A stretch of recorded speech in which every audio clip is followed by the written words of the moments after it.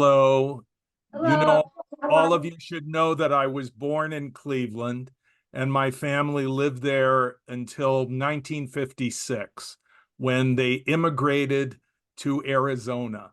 And everyone came except for Karen's family. They were the only Tuckers that didn't migrate. And my grandmother, Anna Tucker, who is Karen's grandmother as well, was the reason that my work with cults began. She was in a Jewish nursing home in Phoenix, and a group similar, but not the same group, Jews for Jesus, infiltrated the paid professional staff at the Not nursing home sure. with the idea that they would covertly target elderly people and try to take advantage of them. I found out about this when my grandmother was confronted by a nurse's aide who began arguing with her that she was going to go to hell and so on.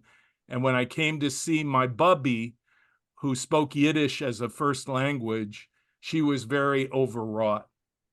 That led to me working with the nursing home director, later the Jewish Federation, later Jewish Family and Children's Service, the Bureau of Jewish Education, and the Union for Reform Judaism to monitor, deal with, and respond to cults.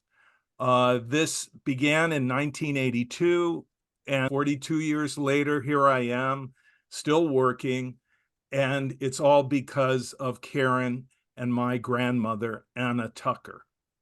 So now let's talk about cults. There are many, many cults in the United States alone. The closest, most recent estimate is that there are 10,000 destructive cults operating currently within the United States. Some of them have many thousands of members, some of them only a few. Some of them are really not as destructive as others, but some of them can be the most destructive imaginable. For example, Jeffrey Lundgren, who lived in Kirtland, Ohio, and in 1989 murdered an entire family. He killed the parents and their three children, buried them, and later it was discovered, the bodies were discovered, and Lundgren was eventually executed through the death sentence he received in Ohio. He was a member of the Reorganized Church of Jesus Christ of the Latter-day Saints, which is an offshoot of the Mormon Church, and he led tours of the old Kirtland Temple. And through that, he targeted people, recruited them, and then horribly murdered them, 5 of them, in 1989. And also, I should point out that in Ashtabula, Ohio, in 2005, there was a group called the Apostolic Faith Church Body of Christ of the Newborn Assembly. Long name. This church had hundreds of members, and the leader of the church, Charles Keyes, was worshiped like a god. He abused children. Eventually, Ashtabula County Children's Services would take 21 children out of the church after one of the members murdered his wife because she wanted to leave. She left behind 9 minor children. Of those 21 children, I worked with all of them under the direction of the county services in Ashtabula. Many of them also went through a licensed mental health facility to rehabilitate cult members, one of the only ones ever to exist in the United States.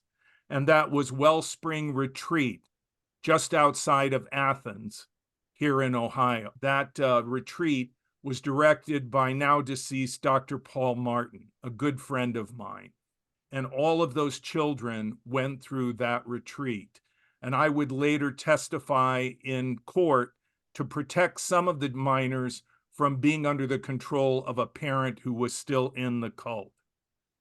So when we are talking about cults, what are we really talking about? Are we talking about only religious organizations that might be called a cult? No, we're not. For example, the cult that harassed me for 14 years before the leader, Keith Raniere, was arrested, sentenced to more than 100 years in prison, where he now is. That was a cult that sold self-help seminar courses. There was nothing religious about it. It was a group that said, we can improve you. We can make you a better person. Two of the heirs to Edgar Bronfman Sr.'s multi-billion-dollar fortune, Claire and Sarah Bronfman, became members of NXIVM. And before the cult was destroyed through criminal prosecution, multiple arrests, in which I testified in federal court in New York, they gave Keith Raniere over $100 million. And there were many, many prominent people that were in NXIVM, that were deceived, that were tricked, that were trapped, and that were brutally mistreated. Keith Raniere would eventually go to prison for torturing women. He would brand them, have them branded by a doctor who was one of his followers, a woman who would take a cauterizing iron and with no anesthetic carve an emblem on the pelvis of each woman that Raniere designated. Those women thought that this was part of their devotion to other women, to a greater cause, but in fact, it was his initials.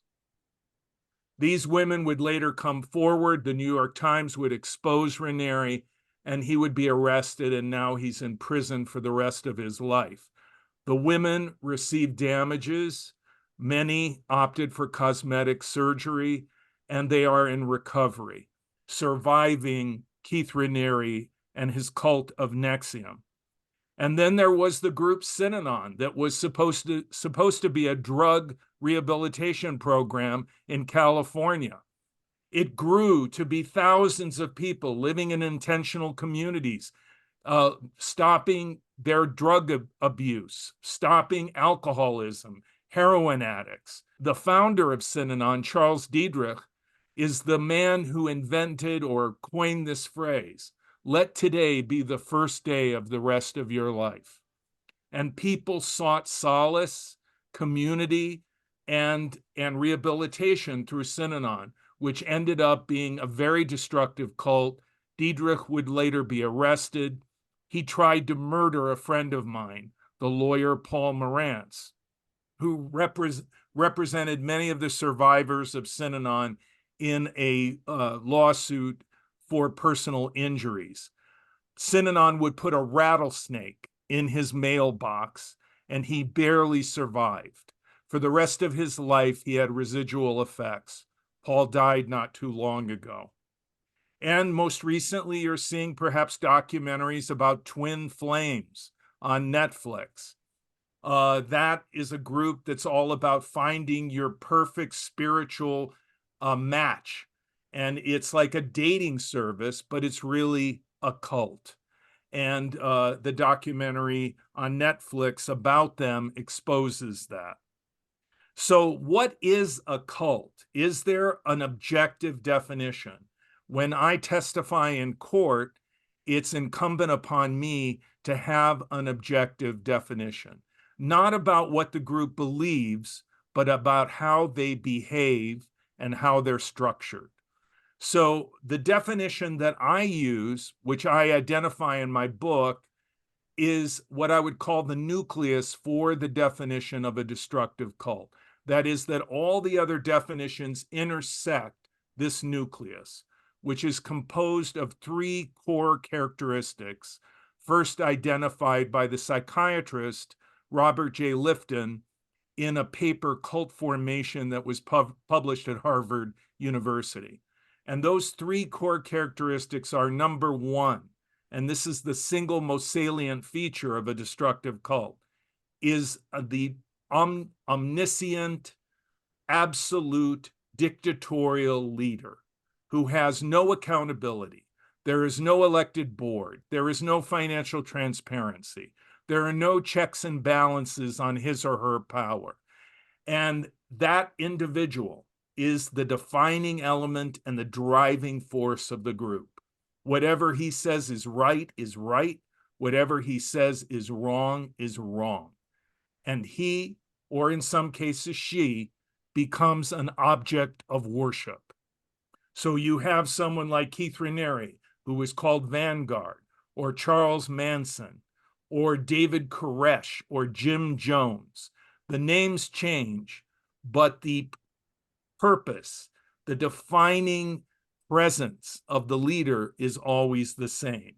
And it is his charisma that is the glue that holds the group together and forms its identity. The second core characteristic is that the group uses what we call brainwashing to recruit and retain members. What does that really mean? Because brainwashing is a popular culture term. What it actually is a synthesis of what can be called coercive persuasion, thought reform, as identified by Robert J. Lifton in his book, Thought Reform and the Psychology of Totalism, and influence techniques that have been well identified by Robert Cialdini in his seminal book, Influence. So the synthesis of these techniques, such as information control, social isolation, constant confession, a kind of loaded language of thought-terminating cliches. This is how the leader gains undue influence over his or her members. And how do we know that undue influence has been achieved? Because the members act against their own best interests, but consistently in the best interests of that leader. And so you see mothers mistreating or neglecting their children, not taking them to the doctor, children starving to death. There's a cult in Kenya right now where they have recovered over 400 bodies, more than 90 children who died in a group called the Good News, International Church, led by Paul Mackenzie in Kenya. He told them it was the end of the world and they needed to fast and pray. And they, the parents, not only starved themselves to death, but their children. That was certainly not in their best interest, but that was what Paul Mackenzie wanted them to do. And so this is now the third largest list of fatalities in a cult massacre. The first being Jonestown, almost 1,000 people in 1978. The second, the movement for the restoration of the Ten Commandments, led by Joseph Kebwetere in Uganda, claimed more than 750 deaths. And now we have the massacre, starvation deaths in Kenya. And then the third and final characteristic of a destructive cult is that the cult hurts people. Now, this varies by degree from group to group. So you have groups that simply want people's money.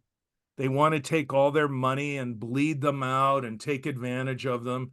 Scientology is very good at that, which Tom Cruise and John Travolta have given millions of dollars to Scientology.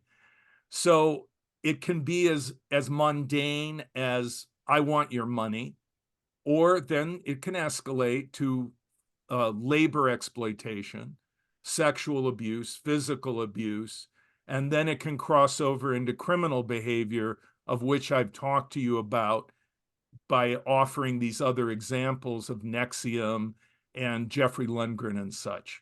So this varies by degree from group to group. Some groups are more destructive than others. But if we are going to call a group a destructive cult, then what we look for is harm being done. So a group can have very bizarre beliefs. They can be weird, eccentric, but if they're not hurting anybody, it's not a concern. So parents may be concerned about a loved one who's in a cult, or adult children may be concerned about a parent that becomes involved because they see the parent or the child becoming increasingly isolated, not communicating with family. Maybe it's affecting their work.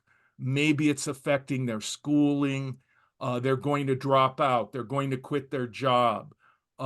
Their marriage is falling apart because their spouse doesn't want to become involved in the group as well. So people will observe this and become alarmed. And in some situations, it can be life or death. For example, a mother calling me and saying, my son believes the group can cure his diabetes and he's not taking insulin. I've done 2 interventions where this was the case, and the individuals almost died until they left the group and began to work with their doctor and take the proper dosages of insulin that they required. So it can be a matter of life or death in some situations, or it can be simply social disruption, social isolation, and financial issues. So what I have become well known for is doing interventions, or what you may have heard as deprogramming. And that is doing an intervention, much like a drug or alcohol intervention, to help someone navigate out of a destructive cult. I have done over 500 interventions, many in Ohio and across the United States, and also internationally. I've worked in Israel, in Asia, in Australia, and across Europe. So this is a global phenomenon. It's not restricted to just crazy Americans or crazy whomever. And in fact, if you think that only crazy, weird people get involved in a cult, you are absolutely mistaken. Included in the 500 cases that I have done were 5 medical doctors. One was an anesthesiologist, one was a cardiologist, another was an orthopedic surgeon. These were not crazy people. They were not stupid people. They were extremely intelligent and highly educated. A young man that I deprogrammed within the last 18 months was a graduate with honors from Dartmouth. And he scored above 90 in the MCATs. And he was going to live in an ashram in India. And his parents, 2 teachers, retained me. I did the intervention. He's now in medical school. Was he stupid? Not at all. I have worked with a man who had an MBA from Wharton and almost every Ivy League school. I have worked with graduates of those schools, Cornell, Dartmouth, Harvard, Yale. In fact, one person I worked with and failed to get out of a cult, who later left, but not due to the intervention, was attending Yale Medical School when we did the intervention. So the idea that this is only stupid people is completely mistaken. And another thing I want to disabuse you of, the idea that people from unhappy families, they have issues. Their parents are not good parents. Many times parents will blame themselves and say, I must have done something wrong. My son got involved in a cult. That's not true. I mean, I've worked with people from troubled backgrounds, but I can tell you that many of the people, like the young man that I worked with that graduated from Dartmouth, come from extremely loving and nurturing homes, happy parented homes. And so I think that we need to really understand that these groups are deceptive, that they trick people into joining, that they don't disclose everything about what they're all about, and that people consent and become involved without fully being informed. And then once they're in, there are all these manipulative techniques that are being used to trap them, to keep them in, so that they're afraid to leave, that they think terrible things will happen to them, and that the group indoctrinates them to believe those things, what we have often referred to as brainwashing.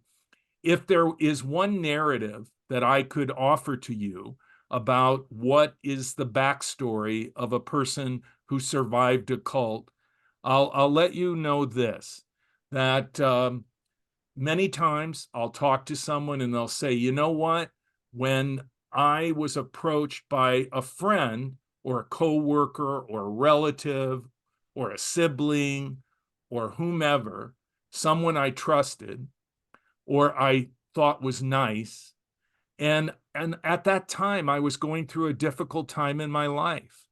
My father had just died. I was going through a divorce. I lost my job. I was worried that I was going to flunk out of college. I was lonely at a university where I didn't know anybody. And so I was vulnerable. And at that point, the group approached me. And I was more open to their ideas, their solutions, their answers than I would otherwise be, because I was going through a difficult time. And I think we all go through difficult times. I don't know about you, but I have.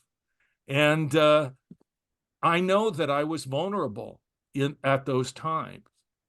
And people who are recruited by cults have the bad luck, quite frankly, to be approached by someone they trust, someone they care about, someone they have confidence in, who themselves is convinced that the group is all good and wonderful, and that they're bringing this friend or coworker, whomever, into something that will really help them. I mean, that's what the Bronfman sisters believed. That's why they gave Keith Raniere $100 million. Their father, on the other hand, thought it was a cult, and Edgar Bronfman, before he died, denounced NXIVM. But as a retaliation, Keith Raniere kept his daughters from him until his deathbed.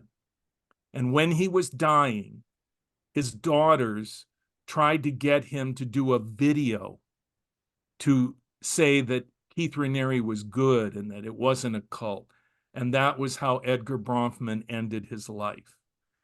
And I think he was a very great man. I know you all have heard of him. I mean, what he did for Holocaust survivors, what he did for the American Jewish Congress. He was a very great man. And but he died estranged from his two daughters because of Keith Raniere, because of a cult. And I think they sincerely believed in what they were doing, but you can be sincere and be sincerely wrong. So what happens in an intervention? I'll bring you into what actually happens. It takes 3 or 4 days. I work with people, typically it could be 6 to 8 hours a day. So it could be 24 to 32 working hours over a period of days. Their family is always there. Typically, I'm brought in as a surprise, much like a drug or alcohol intervention. But they stay typically because they care about their family. They care about the people in the room, certainly not for my sake. And then my job is to facilitate the intervention, which, if you will, is to stimulate their critical thinking and help them to literally think their way out of the group that they're in. And so that begins by, well, there are 4 blocks of discussion. One is defining a destructive cult. What is a destructive cult? And then asking that person, are there parallels that we can find between this definition and what you're experiencing in the group that you're in? And then 2, what kind of persuasion techniques does a cult use? What is coercive persuasion? Coercive persuasion typically has 3 stages. 1, you break people down. 2, you manipulate and change them. 3, you lock them in. This was written up by Edgar Schein, who was a professor at MIT, in his book Coercive Persuasion, which was a study of Chinese thought reform, or what we call brainwashing. And Schein would call the first phase unfreezing, to unfreeze and make liquid the person's mind. And then 2, to move it around. And then 3, to refreeze it. Now, how is that accomplished? That's accomplished by peer pressure, peer reinforcement, and often group confession. For example, in Synanon, they had what they called attack therapy. They would put someone in a seat in the middle of a circle of seated people, and everyone would attack them. They would say whatever it was that was negative about them, whatever they saw that they thought needed to be changed. And we often have called this the hot seat therapy. And it was used, by the way, by troubled teen retreats, when they rehabilitate troubled teens. And there's a documentary on Netflix that you could watch about that as well, in which parents would basically incarcerate minor children, and they would go through attack therapy and sit on a hot seat. So the second thing that I discuss with the person in the intervention is all of these techniques of coercive persuasion and thought reform. And again, what we're asking over and over is there anything like that occurring in your group? What in your experience might be similar to that? And then we're going to look at research about that particular group that I've gathered together. What does their website say? What is their social media footprint? What do they teach? What's their leader's historical background? Has the group ever been sued? Has the leader ever been arrested?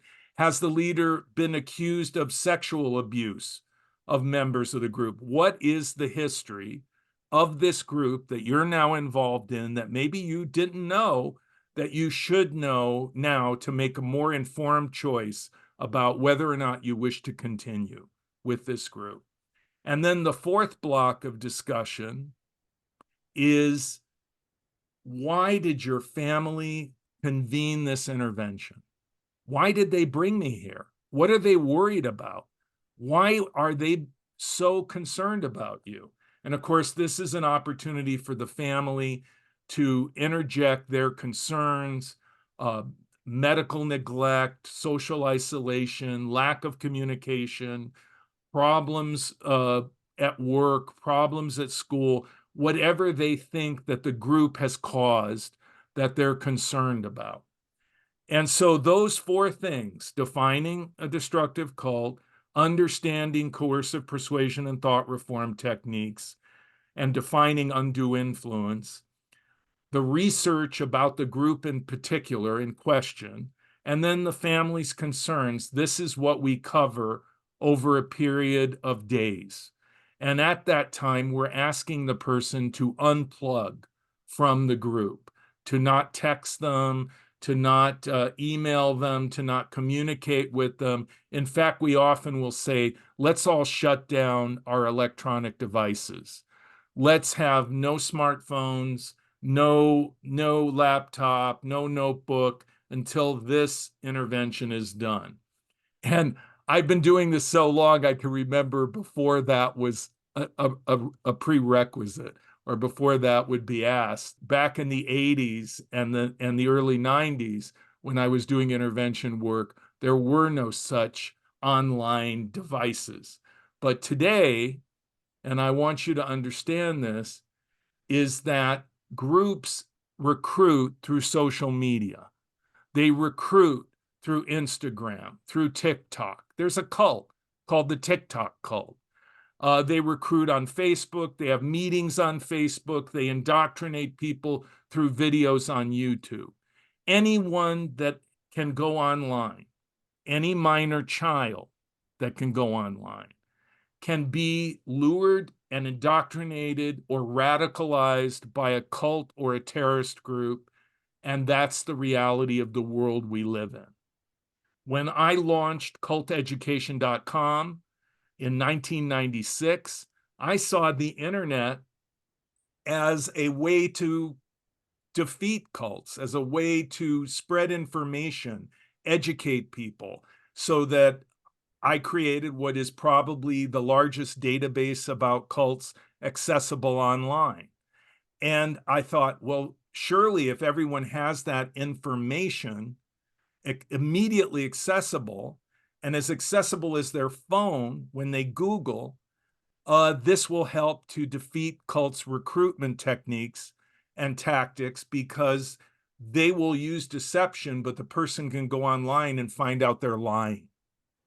Well, I have to tell you, as you may know, that we have now a phenomenon online where people create information silos, networks of like-minded people, and they block out any alternative perspective.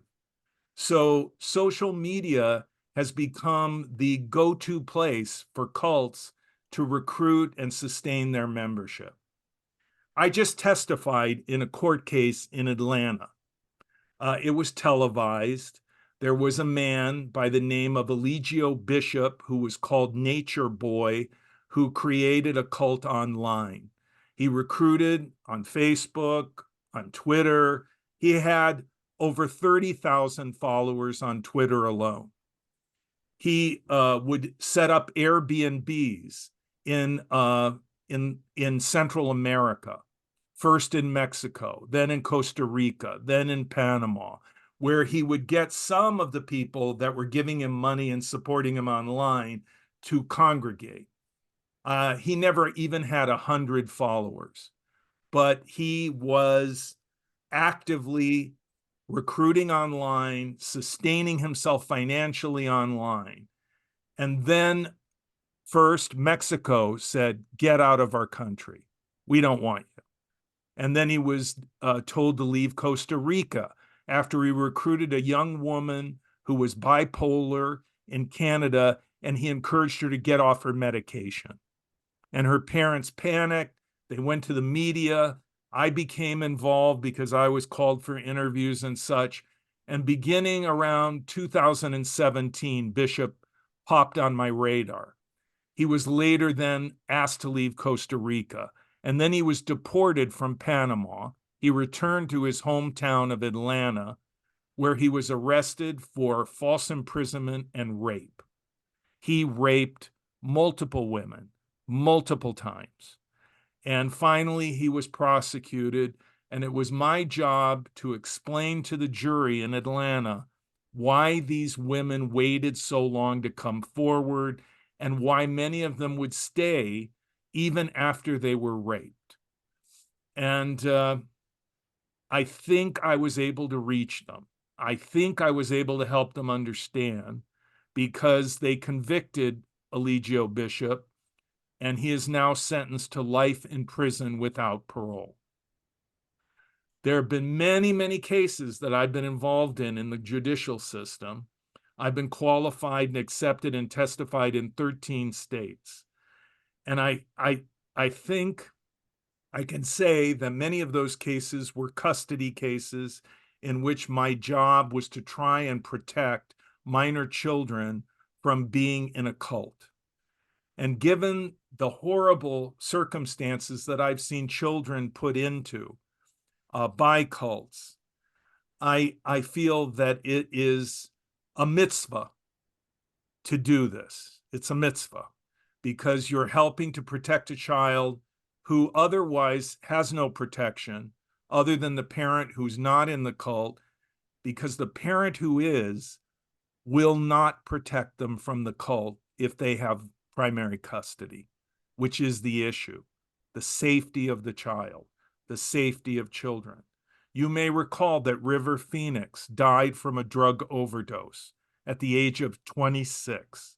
He was nominated for an Oscar. He was considered one of the great actors of his generation. he grew up in a cult called the Children of God. He said in one interview that he lost his virginity at the age of 4. The group was led by a predator pedophile by the name of Moses David Berg. And children were molested routinely, and it was mandated by the leader of the group, who also had women in the group become prostitutes, calling themselves hookers for Christ. That's the life that River Phoenix's parents brought him into. And there are other children that are subjected to this in polygamist cults. There are more than 50,000 polygamists in the United States and Canada alone. And those children, who are often sex trafficked from state to state. I just did an interview last night. You can see it on Law and Crime. And we talked about Samuel Bateman, who was arrested in Arizona because he had in a U-Haul trailer with no windows and a porta potty children from the age of 11 to 14, girls, that he was sex trafficking. They were being trailer moved like animals. And Bateman was caught because the girls were not getting enough air and they were pushing their hands out of cracks, and people on the freeway saw them and reported them. The police stopped the trailer, rescued the children, and Samuel Bateman was arrested. And I was asked in an interview by a lawyer yesterday, why are these children in this group? What is going on? And I said, look, these children would normally be protected by their parents. But when your parents are themselves cult victims and they are completely controlled by the leader, the parents are no longer a bastion of defense. And the children have no one. And so many times the authorities will get complaints, but they fail to act. But having done my work for more than 4 decades, I am feeling better about the cult leaders who are now going to prison, and that we're reading more and more about that and hearing more and more about that being done. And I hope that they will continue to be held accountable, not because of what they believe, but because of how they behave. So I hope that this brief talk helps you to understand the world that I work in and the world of cults, because I know that a lot of times you watch it on television and you're thinking it's like a melodrama. It seems so surreal. How could it really be there? But there is this world of cults that coexists with your world that is all around you. One of Jeffrey Lundgren's most devoted followers was a registered nurse who worked at a hospital in Cleveland. So there are always members, there are members in your community that are involved in cults, and that young people are vulnerable, elderly people are vulnerable. And what we see is there's no single demographic, no single profile. So I hope that our talk can, help you to understand this better. And I certainly would be open to answer whatever questions you have. If you don't mind, I have a question to start with. It really strikes me how parents can treat their children this way, not protect their children. Have any of the parents ever been prosecuted who have let their children be treated this way? Yes. There was a group in Attleboro, Massachusetts, where a mother allowed her child to starve to death. She was prosecuted. There was a woman in Baltimore also allowed her child to starve to death. She was prosecuted. And there have been parents that have been prosecuted. But I think the courts have shown some leniency in sentencing because they realized that the parents were not the ones that originated these ideas, these plans, and it was the leaders who would receive even more severe prison sentences. Thank you. Is Trump a cult? In my opinion, Donald Trump is not a cult leader. Donald Trump, to me, is a salesman. And he has correctly identified the core message to deliver to the base of the Republican Party that he understood they wanted to hear. And I think if he changed that message in any way, for example, when he was in Alabama and he was talking about vaccines and he was saying that, you know, I'm responsible for Project Warp Speed and Moderna, and I'm all vaxxed up, and Bill O'Reilly was with him, and the crowd booed. They booed him. And then he walked it back and said, well, I'm against mandates. I'm against mandates. And they started cheering again. So in my experience, cult followers don't boo the cult leader, and the cult leader doesn't reverse himself and walk it back. The cult leader says, this is what you will accept or leave. And so Donald Trump, who was elected and who was not a dictator, though he might aspire to be one, is not a cult leader. And I don't honestly think that Donald Trump understands brainwashing, other than in the most rough way. In other words, he's not a practitioner of thought reform, in my opinion. He's not the kind of guy to crack a book, read about thought reform, and then implement it through some master plan. And so I don't think it serves us well to call MAGA Trumpers a cult, because I think it diminishes the genuine suffering of real cult members. I think that the people that follow Trump believe in what they believe, and they sincerely believe that way, and they always have. And he simply has resonated with them because he identified their core beliefs and what they wanted to hear. Would you consider a gang a cult? Yes, gangs can be cults. In fact, in Nigeria, they're identified as cults. They have charismatic leaders.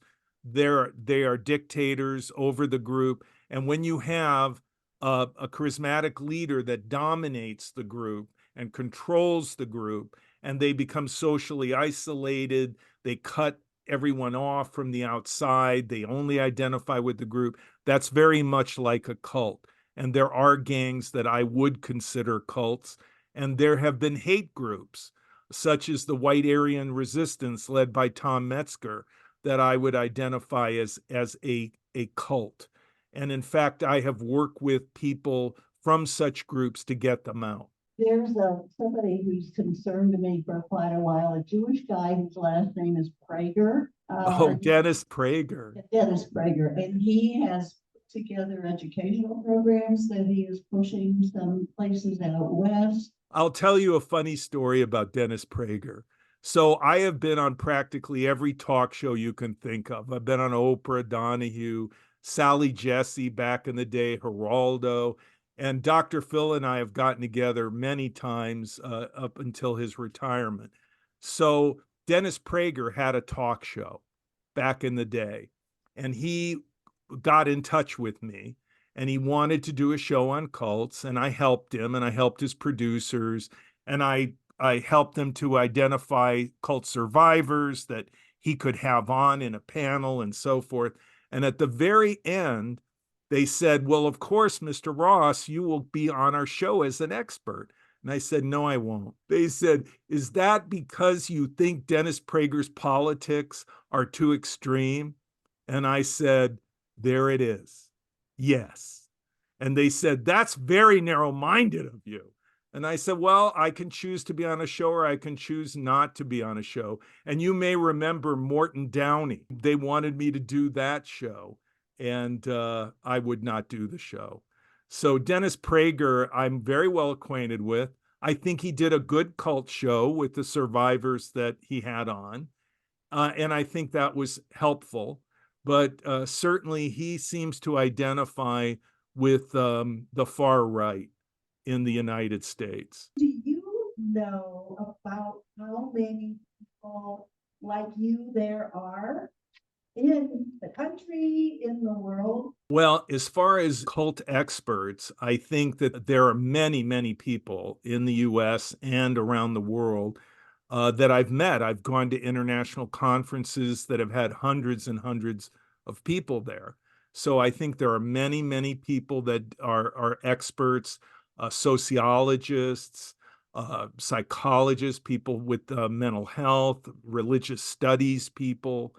And then people like myself who started as activists who through many years of experience became experts. As far as doing intervention work, that is a dying profession. There are very few people that do intervention work. I can remember in the 90s, there were probably 100 people doing intervention work in the US. Now I would say there's maybe a dozen at best. It's a dwindling group, and I don't see it as continuing on that much longer, which is why I wrote the book Cults Inside Out, so that I could explain all of the things that I have learned and that I have used to do my intervention work, and with the hope that people could continue it based on that research. Years ago, I spoke with a child psychologist who was an expert at intervention and deprogramming children who were survivors of satanic cult abuse. Wow. What do you have to say about that? That turned out to be a bunch of BS, to put it bluntly. I mean, because there were so many claims of satanic ritual abuse and child sacrifices and all kinds of things that were proven to be false. And if you go to culteducation.com, there's a whole subsection on Satanism within the database, and you can read police reports, court documents, research articles that expose this. Many of these claims relied on what was called recovered memory therapy, in which a psychologist would work with someone to recall things that they otherwise did not recall. And they would be hypnotized and become very suggestible. And it was later determined that these therapists were leading their clients, their patients, to recover memories of satanic ritual abuse that never really happened. So there were all these investigations, and even some people went to prison wrongfully and later were released and apologized to for their horrible mistreatment. And that's what happened. And I, through my work, would get these complaints during the 80s in an era that they called the Satanic Panic. And during that era, I would listen to these complaints, and they would always end up being false. There would be no leader, there would be no real group, it would all be imagined. And in fact, later I would be an expert in a lawsuit filed by a woman who was subjected to recovered memory therapy and was suing her psychologist. And his license would be revoked. And I would look at that case and go through the whole thing, where this woman was persuaded to believe that her father was a Satanist and that he had satanically ritually abused her. She had a breakdown. She ended up in a hospital with a good therapist who explained to her that her breakdown was a direct result of the trauma and stress that she suffered as a result of that recovered memory therapy. And so eventually that psychologist was, his career ended. So in my experience, those claims are false. And that these kind of claims have over and over again been investigated by law enforcement, and they have found no objective evidence. Yeah, for somebody who wasn't in a cult, but was the survivor of kind of ritual abuse by like a cult-like leader and their followers. Do you know if there are any worthwhile support groups? The claims of ritual abuse are mostly false. There is such a thing as abuse within cults, and they can masquerade as a ritual. For example, Warren Jeffs, who was the leader of the polygamist cult called the FLDS, who's now in prison for life in Texas. He created a compound in West Texas called the Yearning for Zion Ranch, and they built a temple there. They called it a temple, big building, and he would ritually have sex with children in that temple. And eventually this would all be proven in court, and he would be convicted for sexual abuse of children. And that's his reason for being in prison. And of course, Keith Raniere, when he tortured the women that I mentioned, that was part of a ritual of initiation. So there is, in that sense, there is ritual abuse, but it's rare. And many of the claims of ritual abuse have proven to be false. The question, Rick, is, are there support groups? Oh, yes, yes, Either people. yes. Or members. And that's one of the good things about Zoom and online is there are now many support groups across the country to help for cult survivors and support them. One of the oldest ones, by the way, is run in New Jersey by Bill and Lorna Goldberg. And then there's another therapist, Rachel Bernstein, who has a similar support group in California. And these groups have been ongoing for decades. And these therapists are very experienced. At culteducation.com, underneath Getting Help, there's a whole section on recovery, and there's a directory of recovery resources listing all the licensed mental health professionals in various states, state by state, that provide that kind of support. And there's also an organization called the International Cultic Studies Association, of which I'm a member of, and they have support groups that they support as well. So there are many support groups, and I think that that is a very helpful thing for someone who has survived a cult experience to meet with and talk with other people that share that same history, who can understand each other and help each other. Thank you. So there was two parts to his question. The first one is, when these cult leaders go to prison, are they isolated? I think the worry is, do they create a cult within the prison, of course, because they have that talent. Let me start with the second part. In my experience, cult leaders are most often psychopaths. You cannot deprogram someone from being a psychopath or a sociopath. And many cult leaders have what is called narcissistic personality disorder, and some are described as malignant narcissists.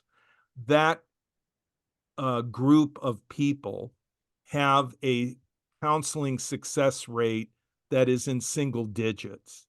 You're not going to change them. It's almost like it's in their DNA.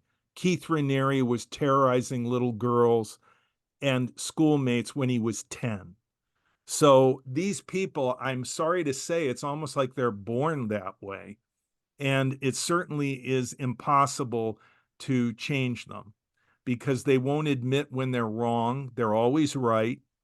And if they're not willing to acknowledge their mistakes, how can they make change and improve themselves?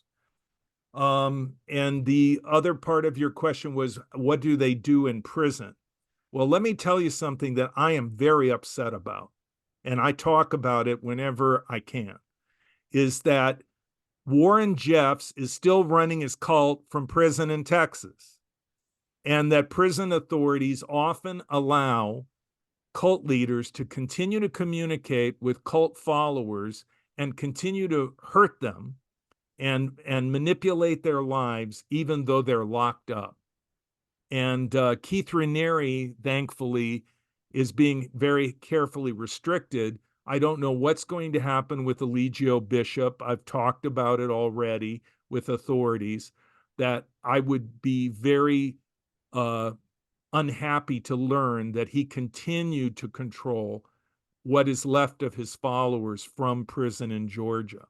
But I can tell you that Warren Jeffs is doing that, and he's controlling thousands of people.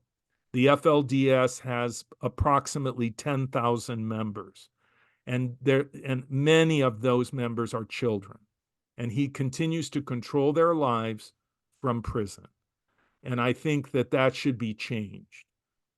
Because in my view, when you enter prison as a convicted felon, you lose rights.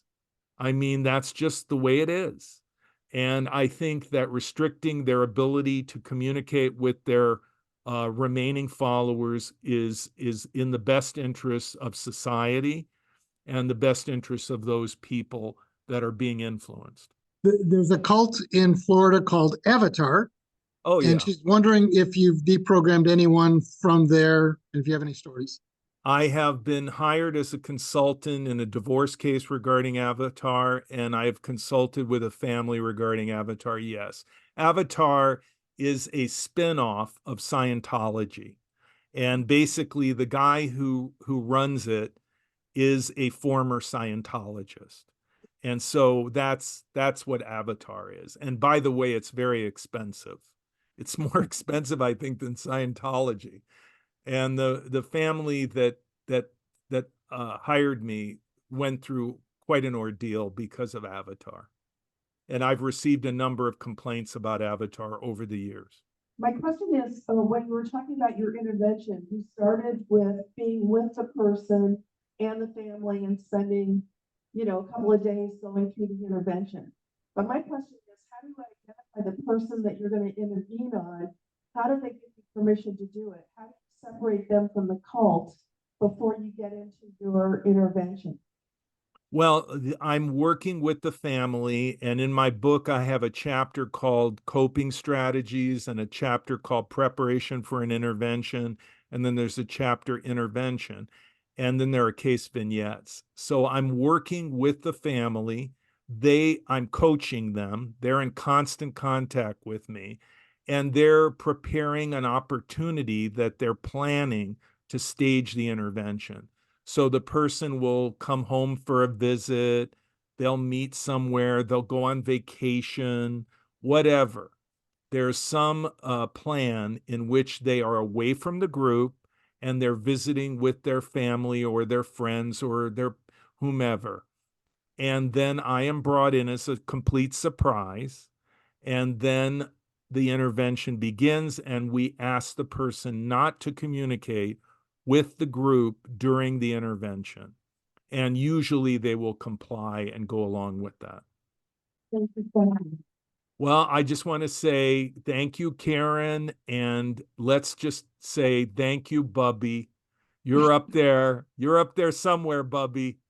And it's all because of you. Yes, absolutely. Thanks again, Rick. And Shabbat shalom. All right, take care. Bye-bye.